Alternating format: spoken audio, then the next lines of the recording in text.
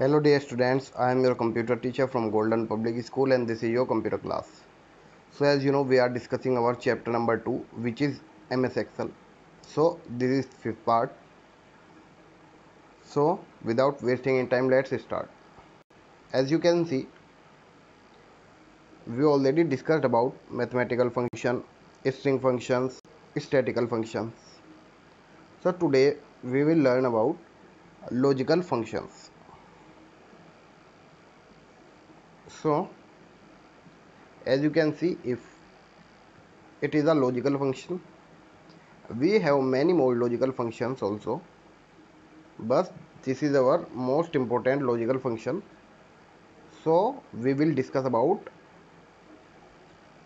this logical function. So as you can see it returns only value if the condition is true, or another value if the condition is false.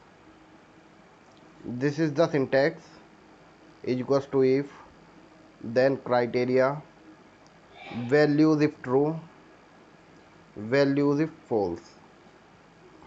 So you have to remember this function, this syntax of this function.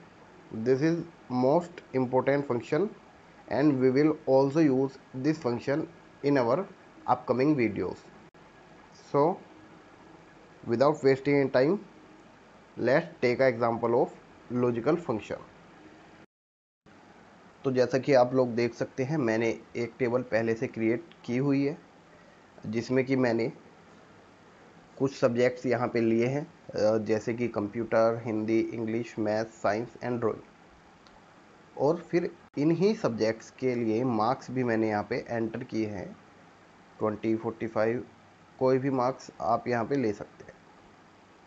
तो आप ऐसे मानिए जैसे किसी एक student के report card होता है, तो रिपोर्ट कार्ड में क्या होता है, उसके सब्जेक्ट्स होते हैं, उसके मार्क्स होते हैं। मार्क्स के बाद हम यहाँ पे टोटल होता है मार्क्स का और उसका रिज़ल्ट होता है पास या फेल।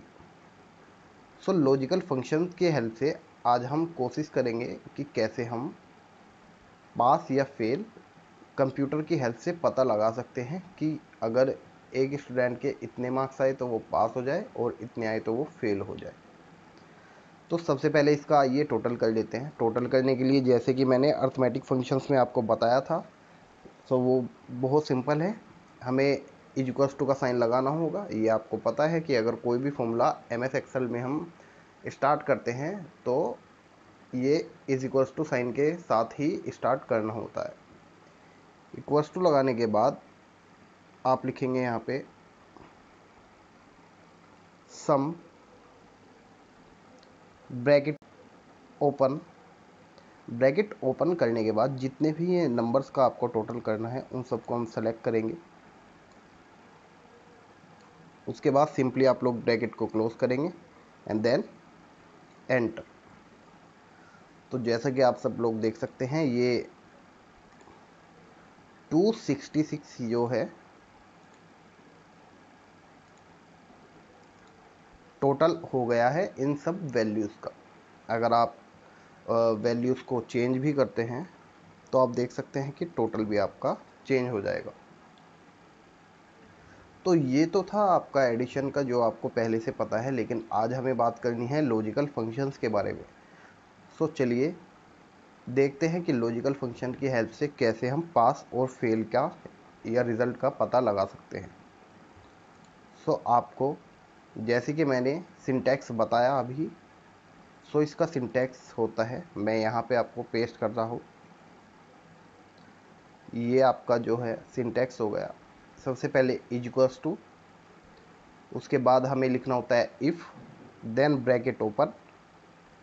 ब्रैकेट ओपन करने के बाद हमें जो भी यहाँ पे टोटल वैल्यू होगी, सो टोटल वैल्यू हमारी कितनी है 313। तो हम 313 पे जैसे ही क्लिक करेंगे तो उसका जो हमारा सेल एड्रेस है, जैसे कि आप सब दे सकते हैं, ये आपका कॉलम हो गया C और रो हो गई 9। सो ये इसका सेल एड्रेस हो गया C9। सो ये सेल एड्रेस आ गया। उसके बाद हमें कंडीशन देनी होती है पास के लिए। सो हम बताएंगे कि अगर हमारा टोटल ग्रेटर होगा यानी कि बड़ा होगा 198 से, उसके बाद हमें यहाँ पे कोमा लगाना होता है। ये आपका रूल है, अगर आपको इफ फंक्शंस को कहीं पे भी यूज़ करना है तो ये आपको रूल्स फॉलो करने होंगे। तो सबसे पहले हमने अपना लॉजिकल टेस्ट दे दिया यहाँ पे, ये सब लॉजिकल टेस्ट हो गया हमारा C9 ग्रेटर देन 198। ये 198 मैंने क्यों लिया, 198 इसलिए लिया है क्योंकि अगर आप काउंट करेंगे तो ये टोटल 1 2 3 4 5 6 सब्जेक्ट है। सो अगर एक सब्जेक्ट 100 मार्क्स का होगा, सो टोटल 6 सब्जेक्ट हो गए 600 मार्क्स के। सो हम बेसिकली जो रिज़ल्ट आप लोगों का आता है उसमें क्या होता है, 33% पे कोई भी स्टूडेंट पास हो जाता है। अगर 33% से कम मार्क्स होते हैं तो फेल हो जाता है। तो अगर आप 600 का 33% निकालेंगे तो वो 198 होगा। आप यहाँ पे कोई और वैल्यू भी ले सकते हैं, मैंने 198 ली है। सो आपने यहाँ पे लॉजिकल टेस्ट दे दिया कि अगर आपका जो टोटल नंबर होंगे वो 198 से क्या होगा, ग्रेटर होंगे यानी कि बड़े होंगे। सो हम कोमा लगाएंगे और ऊपर डबल कोट लगा के हम लिख देंगे जो स्टेटमेंट ट्रू होने पे हमारा आएगा। अभी सिंटैक्स में मैंने बताया था ना कि ट्रू होने पे, और उसके बाद हमें जो फॉल्स होने पे कंडीशन वो आपको ऑपरेशंस देने होंगे।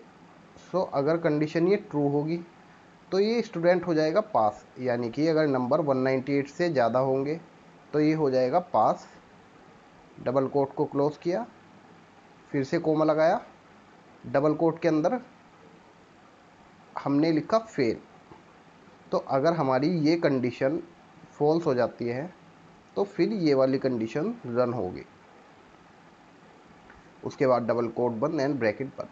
तो जैसे ही ये फंक्शन आप लगा के एंटर की को प्रेस करेंगे तो आप लोग देख पा रहे हैं यहाँ पे पास हो गया। सो ये स्टूडेंट पास हो गया क्योंकि इसके मार्क्स कितने हैं, 313 है, जो कि 198 से ज़्यादा है। तो अगर मैं इसके मार्क्स को कम कर देता हूँ, मैंने यहाँ पे ड्राइंग में 0 कर दिए हैं, मैथ्स में मैंने 20 मार्क्स,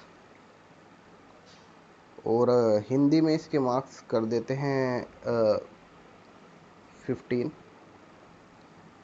सो आप लोग देख पा रहे होंगे अब ये फेल हो गया है क्योंकि ये मार्क्स 194 हो गए जो कि 198 से कम है। सो मार्क्स के अकॉर्डिंग ये बता देगा कि ये बच्चा फेल है या पास है। अगर आप इसके मार्क्स को ये देखिए 209 पास हो गया, 204 पास है क्योंकि 198 से ग्रेटर है। अगर इसको हम 7 कर दें तो 201,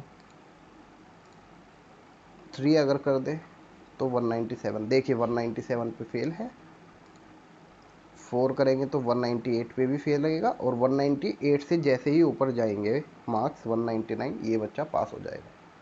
तो ये आपका लॉजिकल फंक्शन था जिसको आप अपने रिक्वायरमेंट के अकॉर्डिंग काफ़ी जगह पर यूज़ कर सकते हैं। सो हमारे सब फंक्शंस हमने डिटेल में डिस्कस कर लिए हैं। अब आने वाली वीडियोस में मैं आपको एक कंप्लीट मार्कशीट कैसे हम बना सकते हैं MS एक्सेल का यूज़ करके वो सिखाऊंगा। So that is it for today. Thank you so much students.